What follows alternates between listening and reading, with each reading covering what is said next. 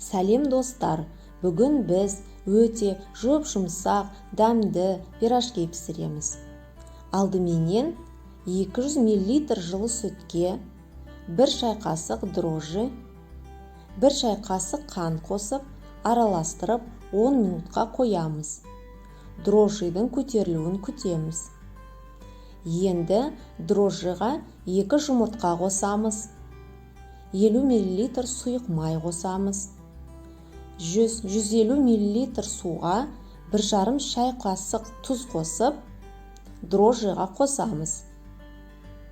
700-800 грамм ұнды ақырындап қосып, жұмсақ қамыр елейміз. 1-1,5 сағатқа жылы жерге қоямыз.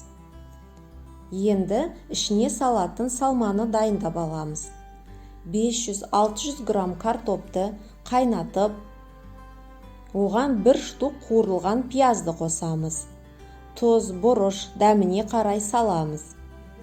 Қамыр көтерілген соң, кішкентай бөлшектерге бөліп аламыз. Видеода көрсетілгендей. Әр күлшені қолмен жайып, ішіне картоп салмасын салып, пирожкиді түйеміз. Видеода көрсетілгендей.